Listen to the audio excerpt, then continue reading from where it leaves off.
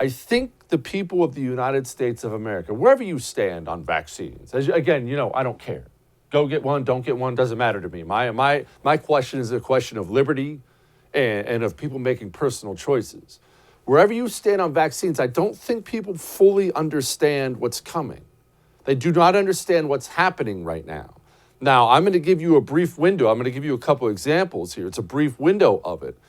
But you must understand, this is just what we have so far, just tiny bits of what we have so far. It would have taken a lot more than this to lay this out for you. Miss Katie Phipps, her husband is a lieutenant colonel. He just resigned his commission. He resigned his commission, put out a very public letter about it as well. First and foremost, I am incapable of subjecting myself to the unlawful, unethical, immoral, and tyrannical order to sit still and allow a serum to be injected into my flesh against my will and better judgment. It is impossible for this so-called vaccine to have been studied adequately to determine the long-term effects. It has not existed for enough time, and any claim otherwise is blatantly ignorant and likely an outright lie driven by negligent political agenda. Furthermore, ample studies show that naturally derived immunity based on exposure to the virus often offers far superior protection than the mandated vaccine. Now, let's pause here for a moment. Pause before we go on here. Because you know my position on everything, but we're actually not taking a position about specifically what he said right there. I happen to agree with it, but that's not what I want you to do. Doesn't matter whether you agree or disagree. Maybe every word I just read of his, you said, no, that's not true. Yes, it's been proven. None of that matters for our purpose. Just pause for a moment. Hold on. He moved on. He actually has a lot more than this, but a complete lack of confidence in the presidential administration and secretaries directing the military as demonstrated by the sudden and rash at best, but pushing traitorous withdrawal from Afghanistan, so on and so forth. Now, the reason I said I don't want you to take an opinion on what he said about the vaccine is this, because it's actually not about his opinion or not. The point is, a lieutenant colonel, 18 years in, this was a guy who was in the ROTC. So this is a guy who's known he's wanted to be a warrior for a long time, got through the ROTC, has done 18 years in the U.S. Army. He's walking away. There are many others like him walking away. There are rumors of pilots, naval officers. I personally know several real warrior types, Green Beret types, walking away. Again, I don't care about your position on the vaccine.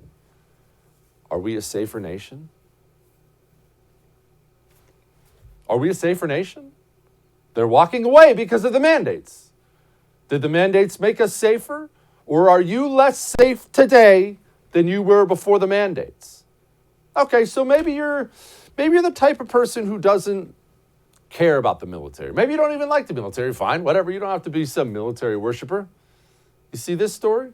Healthcare? Have you thought about healthcare? Have you thought about it? And before I go into this story, I want to make sure I remind you of this. About the time the pandemic broke out, when the system was busy making sure everyone was as scared as humanly possible, I remember we were told repeatedly that all the healthcare workers out there, that they were saints and they were lions and they were carrying America, and where would we be without them? And I love healthcare workers, so okay, that's fine. But, well, something else is happening here. You see, there are many healthcare workers, a large percentage in this country, 20, 30, 40%, we don't know the numbers. They haven't gotten the vaccine.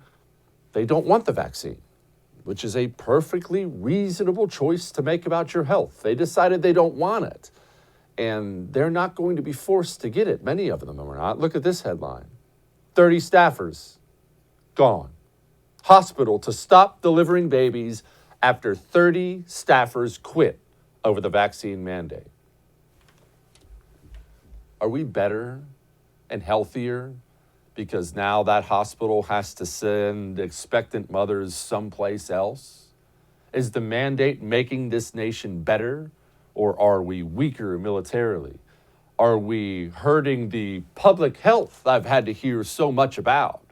Oh, don't think that's one headline. I could read you a million. I could tell you all the private emails I get. Jesse, I'm a doctor. I'm leaving. Jesse, I'm a nurse. I talked to an anesthesiologist from Colorado yesterday. 30 years. Gone. Will not be mandated a vaccine. Told me, Jesse, I'm a healthy 61-year-old. I'm not getting it. I don't have to have this job. And let's pause there before we move on to something else here. You understand how valuable institutional knowledge and wisdom gained from experience is, right? There's already talk of United Airlines pilots already lawyering up 3,000 of them potentially. I know personally a Delta Airlines pilot, 58 years old, walking away. You feel safe flying the friendly skies today as you did yesterday? You see, yesterday you had a 58-year-old pilot who'd been doing it forever. You got engine trouble next time you're in the air. Do you want that guy in the cockpit? Do you want the snot-nosed kid fresh out of college, went and got his vaccine like he was told? Do you want him in the cockpit when that engine goes and somebody has to set the plane down in a cornfield somewhere? Are you starting to understand just how dangerous this situation is? Oh, there's more. 200 cops. 200 police officers in Seattle face being fired over the mandate because 20% of them refuse the jab. And wrap your mind around that. 20% of cops in Seattle, as far left a city as exists in the country. And 20% of the cops have made a personal choice and said, I don't want it. That phone call goes to 911 tonight in Seattle. Somebody's breaking in my back door. I'm so scared. Can you send somebody? No, sorry. Go hide under your bed. We're a little short-staffed. Best of luck out there. It's real. It's going to happen. It's going to happen, and it's going to happen specifically because of this insanity, making the country weaker, less healthy, less safe. That's what these mandates are doing. Hey, thanks so much for watching the first on YouTube. If you liked what you saw, go ahead and like and subscribe. You heard me. Like it, subscribe. You'll get a lot more of it and a lot more of me. Thanks.